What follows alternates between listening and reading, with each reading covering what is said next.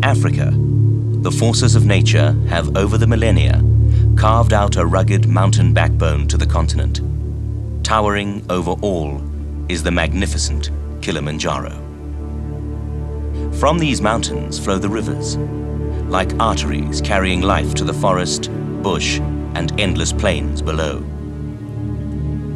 This is an ancient landscape, shaped by rain and fire. To take advantage of its dazzling diversity of habitats, there has evolved the greatest array of hoofed animals the world has ever seen. Here, they adapted and survived in every shape and form. Some big, some small. Some eat grass, some eat leaves. Some wander alone while others gather together in herds. All are survivors in their own right. And to balance the multiplying millions of the herbivores, there are the eaters of meat, the carnivores.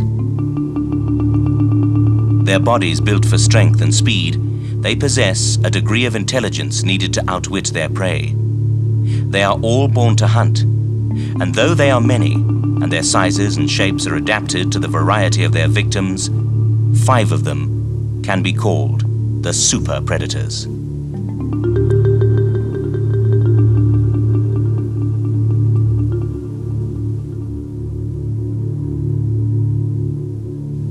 The big 5 in African carnivores have evolved out of that eternal struggle between predator and prey.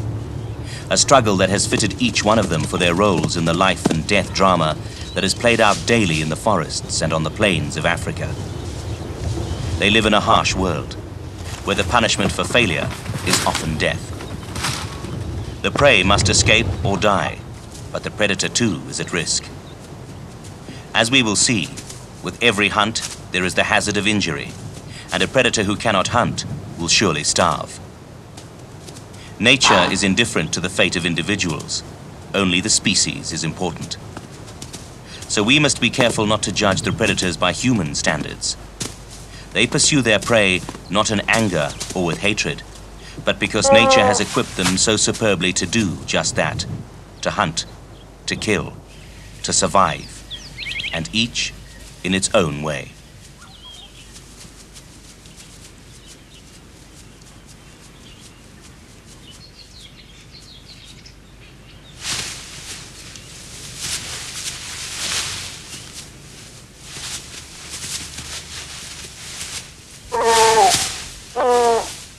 The lions stand at the top of the predator hierarchy.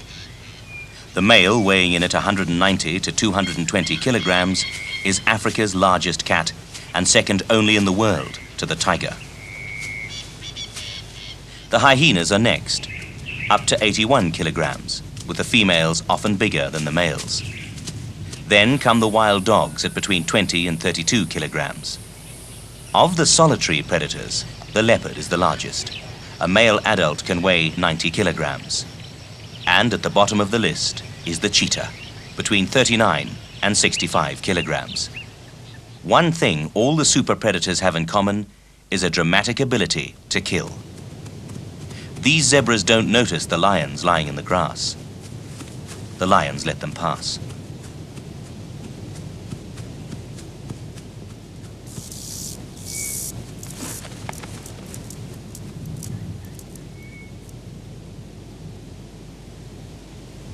An impatient, half-grown male starts to follow. You can see he is young and inexperienced.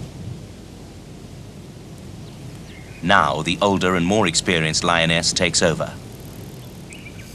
A lioness is smaller than her mate, between 120 and 150 kilograms. But her lighter build makes her more streamlined and agile, and often a more successful hunter. She uses the tall grass to cover her approach. Her concentration is intense and absolute.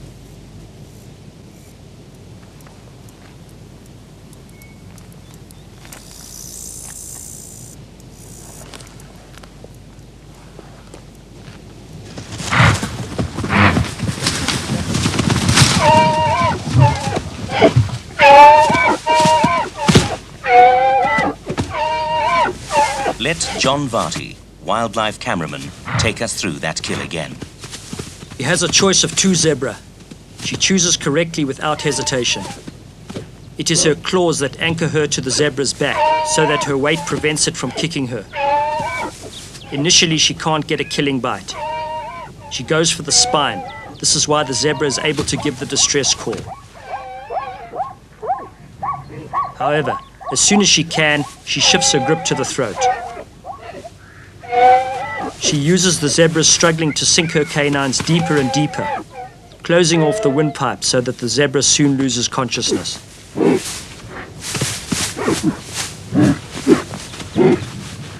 A kill feeds not only the predator itself, but also other members of the group, as well as a host of scavengers, even down to the insects and microorganisms that dispose of the last scraps.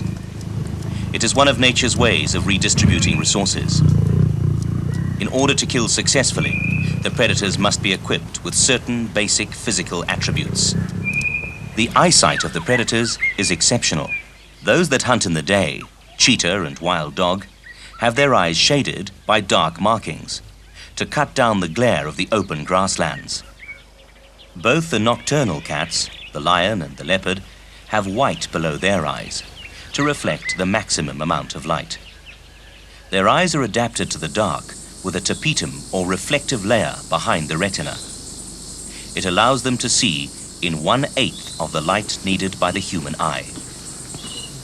As with all creatures that need to see at night, they have more rods than cones in their eye structure. This gives them improved night vision, but at the cost of color discrimination.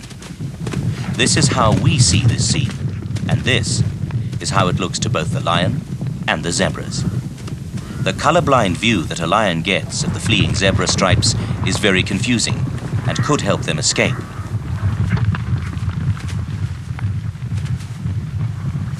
All the predators have acute hearing, far superior to human beings. See how the hyena and the leopard scan with their ears to locate the faintest sound. But it is the wild dog, with its outsized ears, that probably has the sharpest hearing of them all. What is an asset when locating the prey can be a liability when stalking. Here the dog flattens its ears to make them less conspicuous. Sound plays an important role in their social structure. They call to each other either for communication or to advertise that a territory is occupied.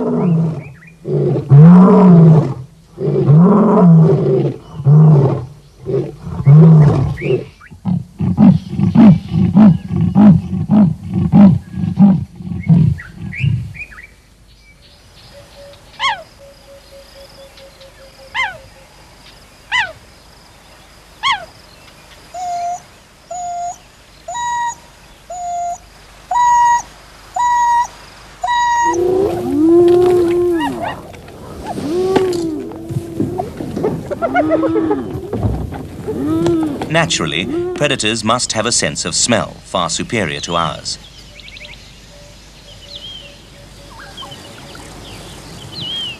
The hyena, who spends a large amount of time scavenging, has a superior scenting ability. Watch how this one locates a piece of meat in the water.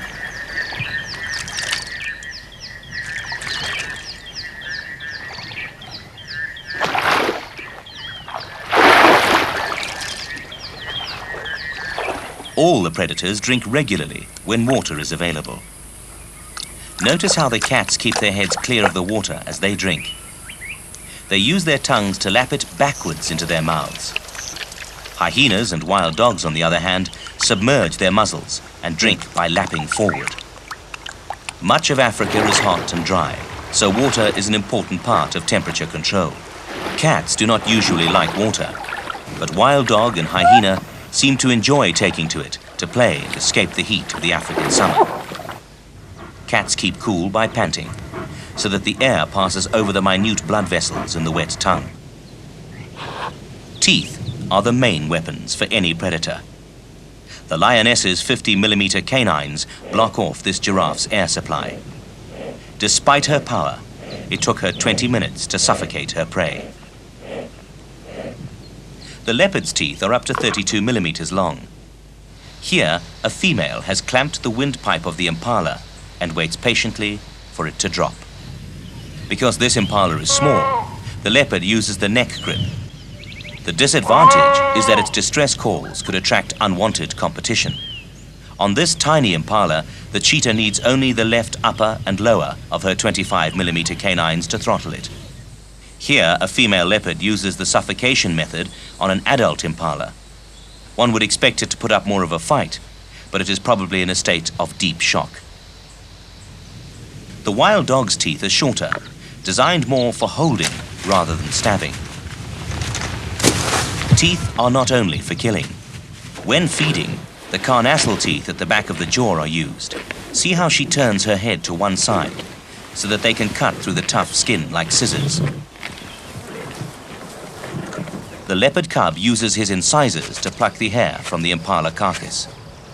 The leopard is the only predator known to do this. But of all the predators, it is the hyena that has jaws that are legendary in their power. The bone-crushing molars, aided by powerful jaw and neck muscles, give it the huge mechanical advantage to cut through 25mm thick hippo hide. No skin, not the giraffe's or even that of the armor-plated crocodile, is too much for the hyena's jaws. The cats all have rounded heads and short muzzles. This gives them the powerful grip needed to subdue a struggling animal. On the other hand, wild dogs, the lightest of the super predators, have long jaws to help them hold onto their prey as it runs. Each of the predators is physically adapted to its own style of hunting. Strong legs and a muscular body give the lion the strength to pull a carcass twice its own weight. It is this great strength that allows them to tackle prey as large as giraffe, waterbuck, even buffalo, weighing 900 kilograms.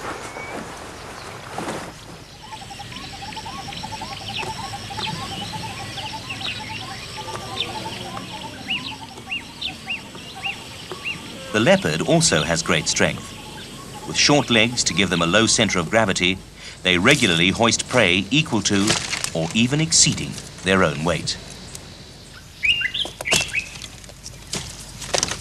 Soft pads are especially critical to stalking predators.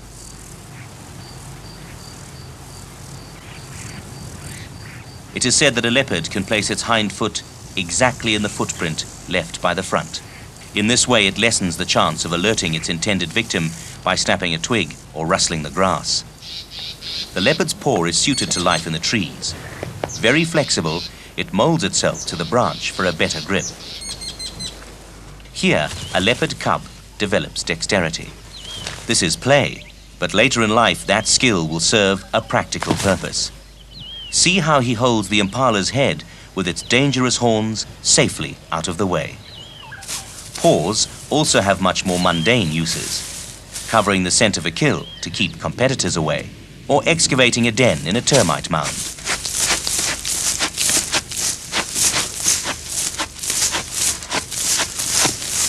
But it is the cheetah that really makes impressive use of its paws while hunting. Within the first few strides, the cheetah is up to speed, even before the gazelles realize that the hunt is on. She selects a target, and once the choice is made, she will not deviate. The cheetah is built for speed with a light body and a small head. Large nostrils feed the body with air. The powerful chest and leg muscles combined with long legs and a flexible spine drive her forward at a reputed 110 kilometers an hour. Every move by the gazelle is countered by the cheetah. Her long flat tail enables her to maintain balance at speed.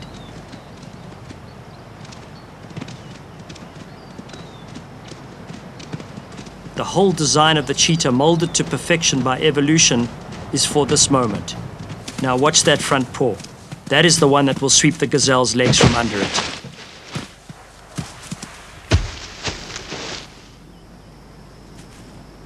The oxygen-starved gazelle dies quickly in the jaws of the cheetah. Cheetah's claws are partly retractable. This means that in the retracted position, they still project enough to give them traction. Lions and leopards have hooked claws protected by a sheath against being blunted by wear, but which can be unsheathed when needed. To keep them sharp and clean, They frequently pull them through the bark of trees. This could also be used as a scent marking technique. Sharp claws are also useful when climbing trees. Watch how this leopard uses its claws to hook the piglet out of its hole.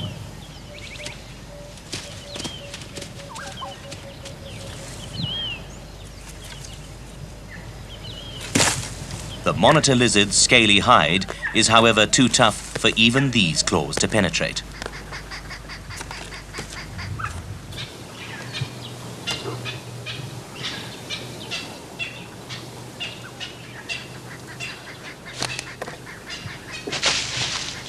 Further up the paw is the equivalent of our thumb, the dew claw, used for hooking and clamping.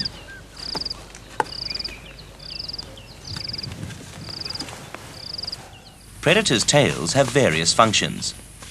The tip of the lion's tail is black, a sharp contrast to the predominant colors of the grass. As with the black at the back of their ears, it acts as a following mechanism for the rest of the pride. A lion will also demonstrate anger by lashing its tail. The strikingly white tip of his mother's tail, carried at eye level, makes an easy mark for this cub to follow. It is also a tempting plaything.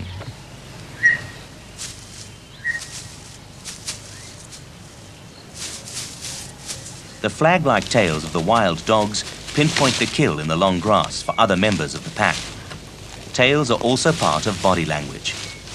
These hyena show excitement by raising their tails as they invade the territory of another clan. Predators have skin color to match, more or less, their surroundings. Even the hyena and wild dog, which don't rely on stealth, have coat markings to make them less conspicuous. It is among the stalkers that camouflage is most important. A lioness blends with the winter grass.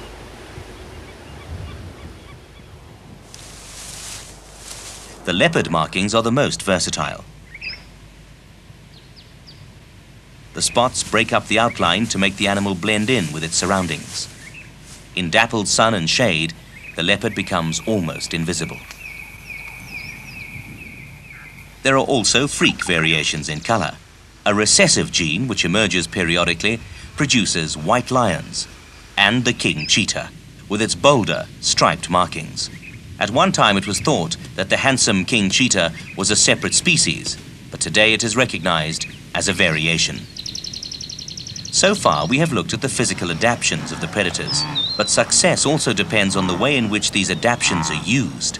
Experience, patience, timing, and sometimes a bit of luck are all important. This lioness is watching a migrating herd of wildebeest from her vantage point on a termite mound. She analyzes the available cover, the wind, the speed and direction of the herd, and makes her decision. The wildebeest try to neutralize the chances of attack by keeping together and walking in single file. Watch how she moves. She keeps her eyes fixed on the herd, and should an animal look in her direction, she freezes. As she approaches, she becomes more and more cautious. You can see from the movement of the grass that she is keeping downwind. Notice how the ears are laid back to flatten her outline. Her legs are tucked under her for maximum acceleration. She knows that her best chance of success lies in the panic created by her initial rush.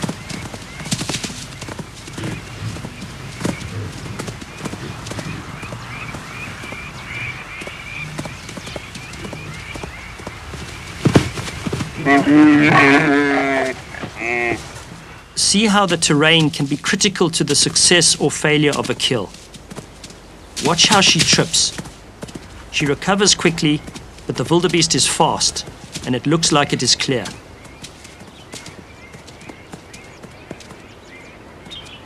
But then it stumbles, and this proves fatal. Notice the danger as she grabs it from behind. This is where a flying hoof can so easily break a jaw. She is obviously an experienced hunter. See how she kicks the wildebeest's back legs from under it. If it fell on her, it could cripple her. Now she uses her weight and incredible strength to wrestle the animal to the ground. The moment she has it under control, she goes for the throat grip. This will block off the air supply. Her front legs pin its head to the ground, giving it no chance of escape.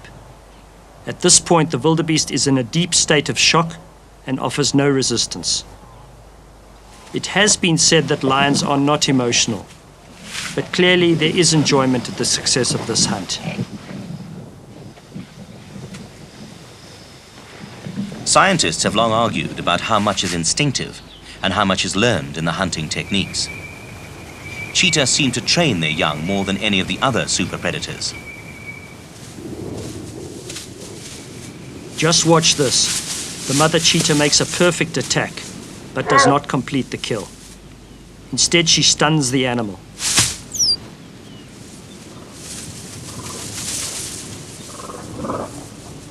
When her cubs arrive, the gazelle gets up and runs. One of them, just 4 months old, pulls it down. This is an incredible feat for such a young animal. It appears to be a training exercise for the cubs.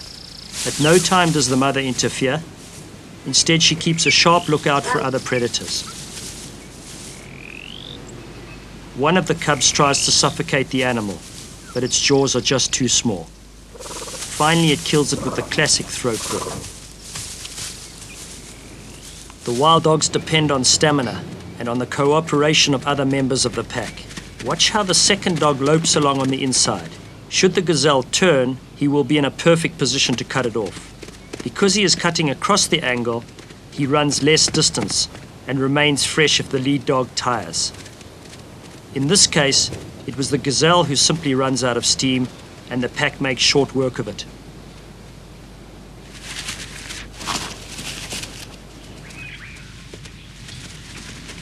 Most people think of hyenas as scavengers, but studies show that they do a considerable amount of hunting. Here they watch a wildebeest herd, looking for signs, undetectable to our eyes, of weakness. Notice that there is no spectacular rush as with lions or cheetah. Instead, the hyena wears its prey down with incredible stamina. It has a high heart-to-body weight ratio, which enables it to run for long periods.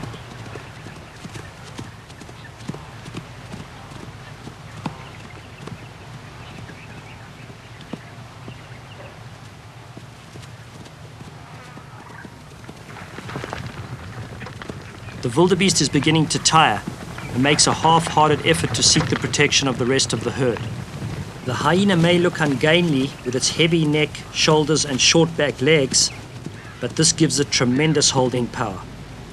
This is why it goes for the soft underbelly. It gets a grip on its prey, but it hasn't got the lion's strength and weight, and perhaps most important, does not have the claws to grip. So the hyena can't put it down. So it hangs on, wearing it out. The wildebeest survives the first attack and turns on its tormentor. At this stage of the hunt, the hyena is in complete control, but still takes no chances. Like a boxer, it bobs and weaves. When the second hyena arrives, the pair begin a relentless chase. The young wildebeest seeks the help of an elephant cow and her calf, but to no avail.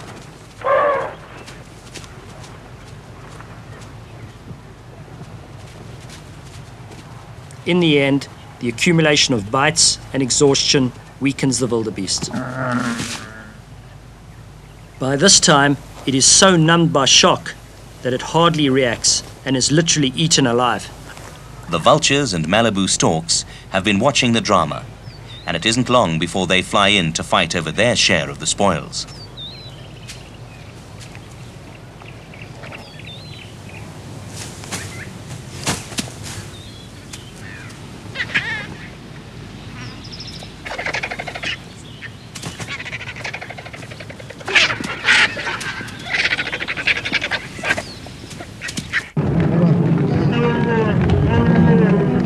But there is another great predator.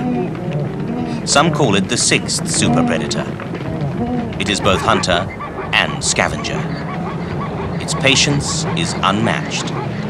Its strength and speed are phenomenal. It is big, sometimes over a ton, and can live well into its second century. Playing exactly the same role as the land predators, its habitat is limited to the lakes and rivers of Africa. It is Crocodylus niloticus, the Nile crocodile. As the hordes of the Great Migration approach the water, they become increasingly nervous. They know they must run the gauntlet. The crocodile is a lie-and-wait predator. It doesn't roam the area looking for prey. Instead, it waits, safe in the knowledge that one good meal will keep it alive for a long time. It is estimated that a large crocodile can go without food for up to 2 years. The wildebeest have no defense against the crocodile. All they can do is rely on numbers. The majority will pass, even though this one is taken. The attack comes from under the water. The crocodile has very powerful jaw muscles, and once the 60 interlocking teeth close, there is little chance of escape. It doesn't have to kill its prey in the same way that a land predator does. Instead, it maneuvers it into deeper water and allows the river to do the rest.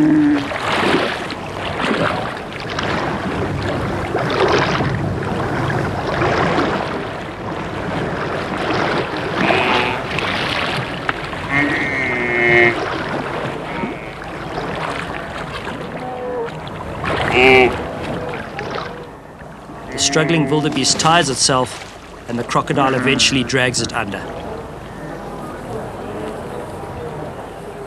Once the river has done its work, the crocodile can feed with little interference, except from its own kind.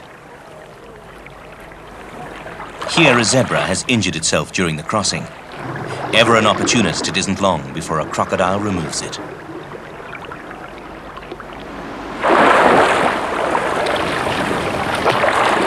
The crocodile's teeth are ideal for gripping, but they do not have the shearing, cutting action as do those of the land predators. So it uses its strength and weight to tear off mouthfuls of flesh.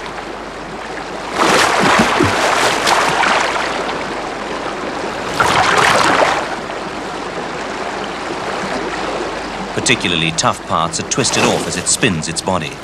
A crocodile has no lips, so its mouth leaks. And to keep the water out of its lungs, it has a valve at the back of its throat.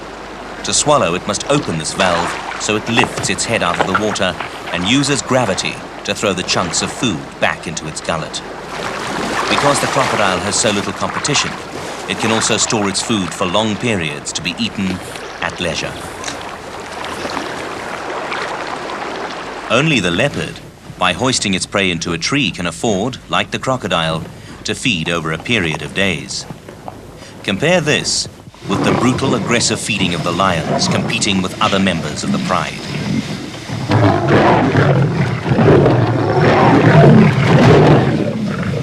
A lion can take up to 25% of its own mass in one feed.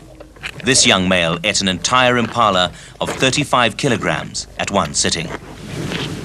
These 4 wild dogs finished this impala in 30 minutes. 40 hyena ate a 2,000 kilogram hippo in 2 nights. And by the time it was finished, each would have consumed 50 kilograms of meat. But even the powerful digestion of the hyena cannot compare to the stomach of the crocodile, whose acidic digestive juices can deal with every part of its victim, including horns. The land predators are more selective, choosing parts for their nutritive value or accessibility. This lion delves deep for the liver, rich in vitamins. Nature has not designed the system so that the predators wipe out the prey. A delicate balance exists between them to ensure the survival of both. There are times of plenty when the hunting is easy, but there are also lean times when circumstances change. Africa is a land of extremes. Drought follows flood. This is when the weak are eliminated. Young and inexperienced animals get pushed out of the prime territories. The old and slow cannot compete. Even the fittest must search long and hard.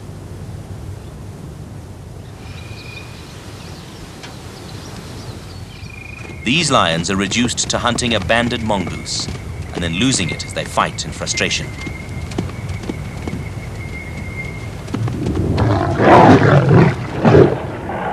It is at times like this that the ability of the predator to adapt becomes critical. And the leopard is surely the most adaptable of them all. This young male survives by catching catfish in a drying pool.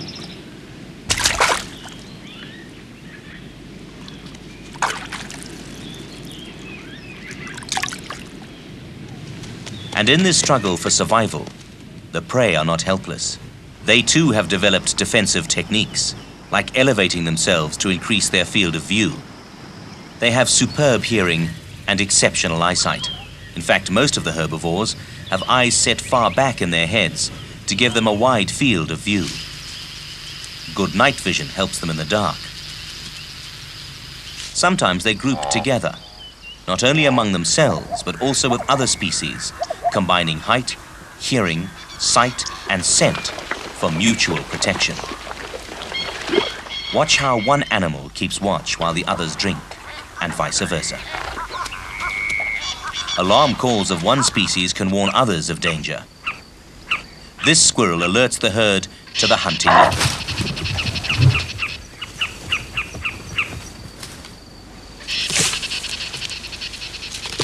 But while there is some safety in numbers, a group by its size also advertises its presence.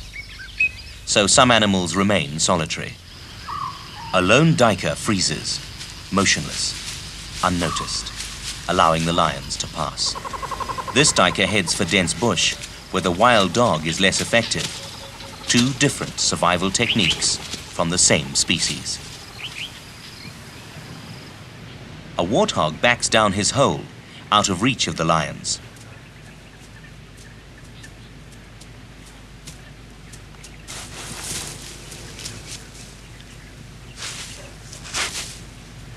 This one, on the other hand, uses aggression to scare off a cheetah.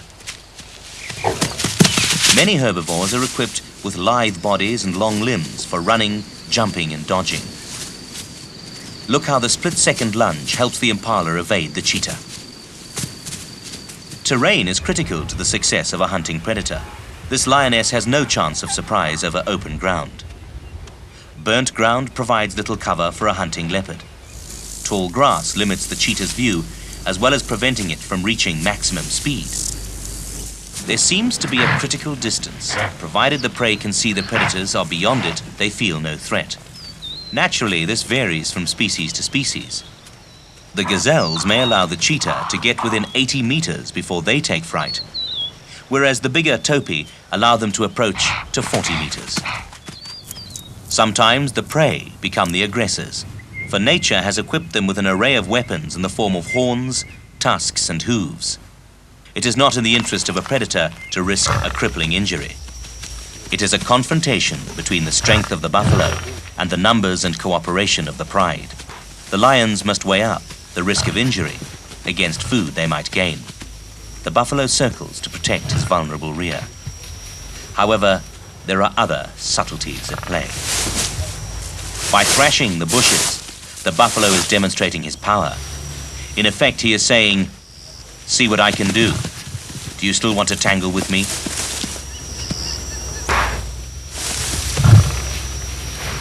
At this point, both parties lie down.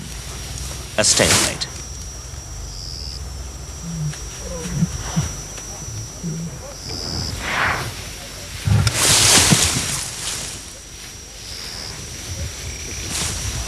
Finally, the bull makes it to the marsh. The lions follow, but here the terrain becomes a factor, as the lions are reluctant to attack in swampy ground. The buffalo has used strength and intelligence to escape. Buffalo in a herd have a big advantage and completely rout the lions.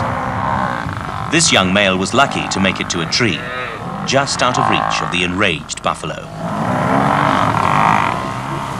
Other prey also use attack as a means of defense. One kick of a giraffe can kill a lion. So as long as this calf stays close to its mother, it is safe.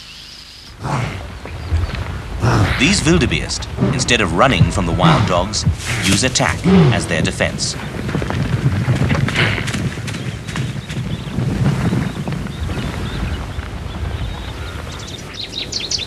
Here, a lioness completely surprises the wildebeest, but her attack is indecisive, so the bull's quick reaction grabs the initiative.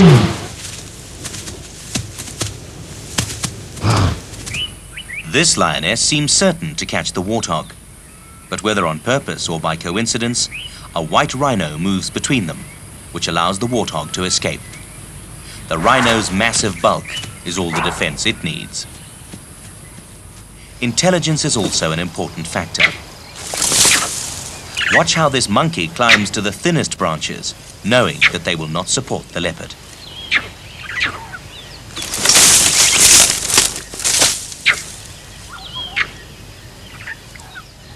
An adult olive baboon is a formidable opponent. Large canines, intelligence, and the support of the troop make him a dangerous adversary. He is not intimidated by the lion and has no hesitation in attacking it, even grabbing its tail at one point. But you will notice he is never far from the safety of the trees.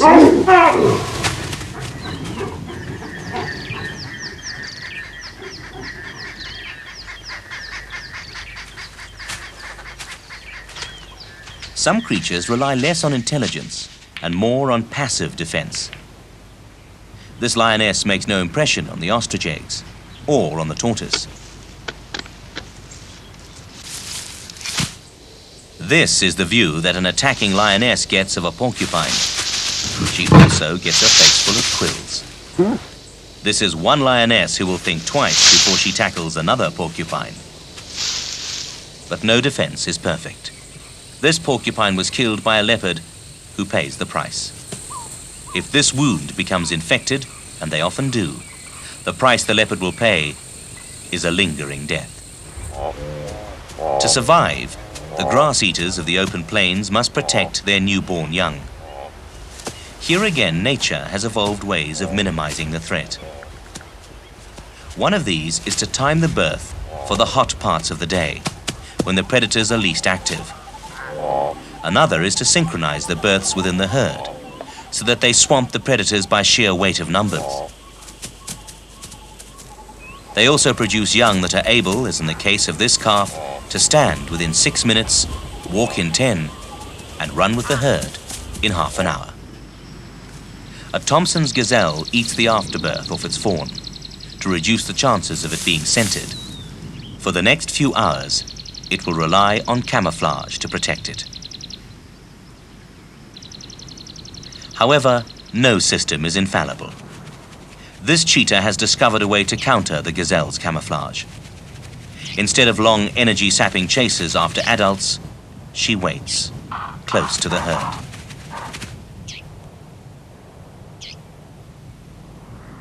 Cheetahs have incredible vision, and she knows that sooner or later one of the well-hidden fawns will raise its head, looking for its mother to suckle.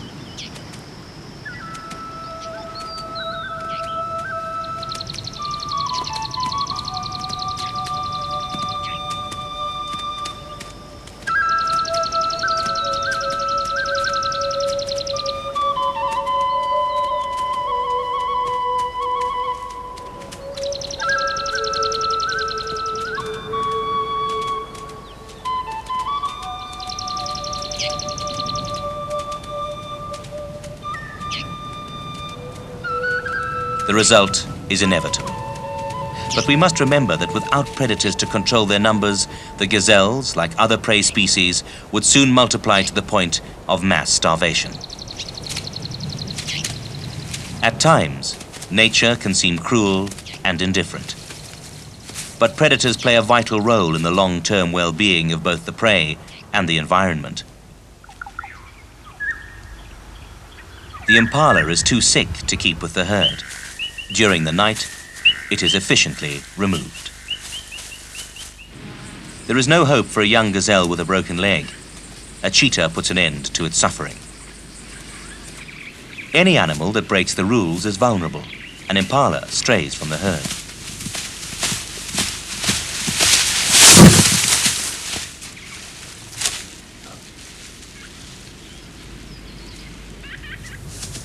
A young wildebeest decides to graze on its own.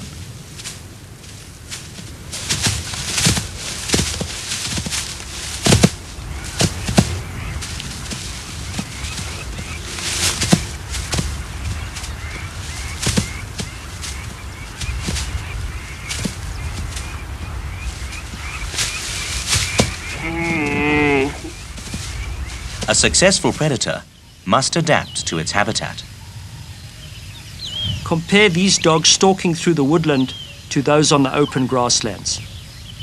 Watch how they stalk the impala. Ears back, they try for the element of surprise.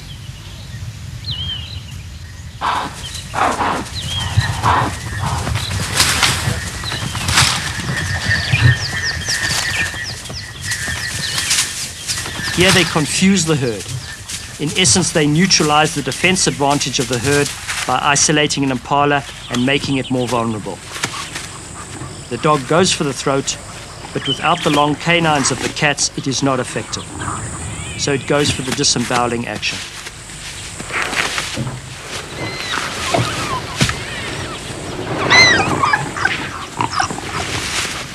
It is interesting to note that the rarest of the predators, the cheetah and the wild dogs, are also the most successful hunters, but they often lose their prey to others.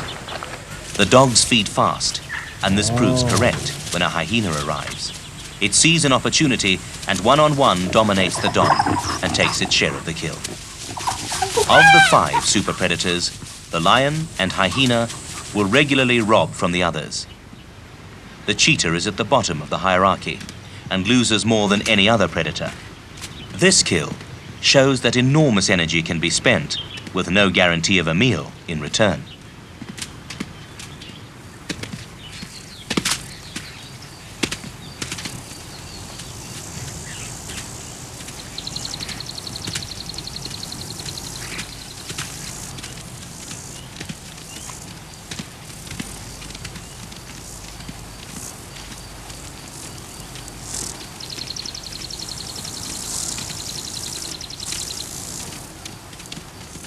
It is a long, hard chase, and the cheetah, which has a small heart-to-body ratio, is very near the limits of her endurance.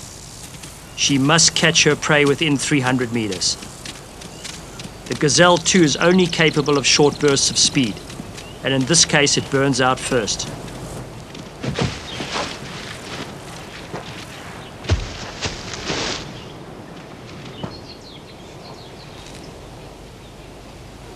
It is already starved of oxygen and dies quickly. But the kill is right out in the open and the vultures appear even before the cheetah has recovered from the chase.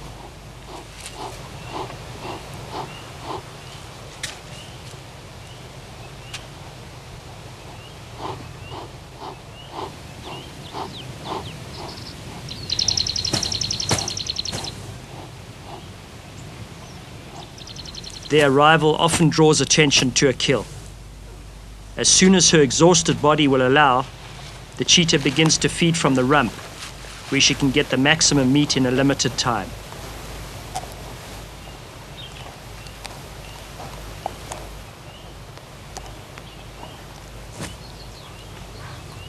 Her haste is justified, as a young male lion has seen the vultures descend.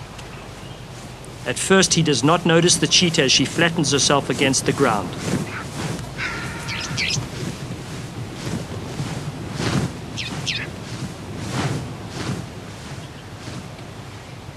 But when he does, she accepts the inevitable and abandons her kill.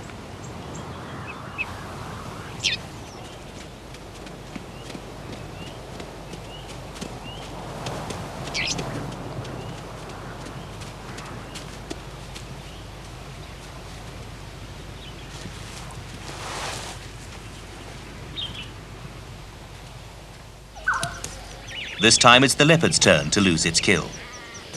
Although not as agile as leopards, lions too can climb.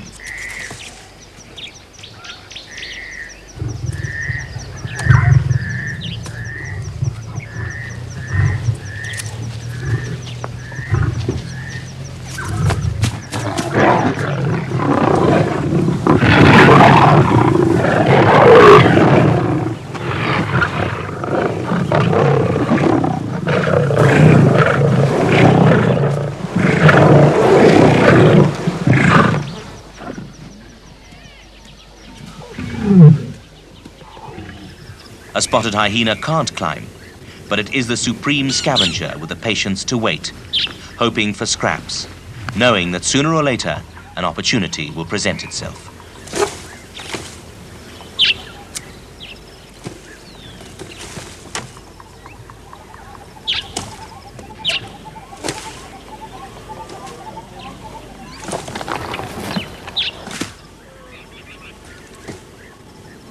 predators compete for space and prey, so they don't hesitate to kill each other when the opportunity arises. Lions have the strength and savagery to overcome all competitors. The lions caught this young hyena at a kill. This one escaped. These cheetah cubs were killed by male lions. When the body is discovered by a hyena, it tries to make itself more attractive socially by rubbing against it before it starts, rather reluctantly, to feed. For millions of years, the predators and their prey have lived here in Africa. As each evolved, so too did the other. An evolutionary arms race that has preserved nature's intricate balance. But this balance was to change with the emergence in the dim, distant past of another predator, man. That man is a predator is certain. The forward-facing eyes and binocular vision are typical. But we have neither the speed, the strength, the claws, nor the teeth to compare with the super predators. Like them, we hunted and scavenged from the land, competing for food and space. It can be seen today in our closest relatives, the apes. Yet there was one aspect which more than compensated for our physical weakness. A brain that gave us the power to devise weapons. At first, these were primitive and not very effective. The animals we killed for food had little effect on the prey population for close on the 2 million years we have lived here. But as our intellect grew, the balance began to tip. Our weapons became more sophisticated, our traps more cunning. We could kill from a distance, not only for food, but for profit. Some of the greatest slaughter the world has ever known has taken place this century. Of the 1.2 million elephant in 1980, only 600,000 remain alive. In 3 decades, 65,000 black rhino have been reduced to 1,500. But we don't only kill the animals. We kill each other. We fight with incredible ferocity for land, for resources, and above all, for power. 50 million people died in the Second World War. We said never again, but we didn't mean it. Since then, not a year has gone by without a war. And some 99 million people, mostly civilians, have died violently in the 20th century. Too much human creativity and ingenuity is being poured into death and destruction. We spend $1.2 million per minute on the global military. We have accumulated enough nuclear weapons to destroy the world 65 times over. In Africa, the military wastage far exceeds the total spent on food, education, health, and conservation. The money squandered on one skirmish exceeds the total ever raised to save an endangered species. But war is not only the senseless destruction of critical resources, it comes at enormous environmental cost. The introduction of the Russian AK-47 into Africa caused the destruction of literally millions of wild animals and has pushed several species to the brink of extinction. And if we are not willing to accept our moral responsibility to other species, then necessity will force us to start protecting our own. We are the first species to have it within our power to destroy the world we live in. Our destruction of the rainforest, the growing industrialization, has already begun to radically alter the climate of this fragile planet. It is possible that as nature moves to protect the future of the Earth, it will do so at the expense of its most notorious predator. Yet for all this, we are the most intelligent and creative species on the planet. We know that a system where predator destroys the prey results in the extinction of the predator. Somehow, we must learn, like the super predators, to live within sustainable parameters. Our destruction must be turned to creation. Our aggression to cooperation. The money, energy, and intellect presently being wasted on weapons of death and destruction must be converted to life-sustaining activities. Only when we achieve this can we take our place with the super predators in harmony with the planet.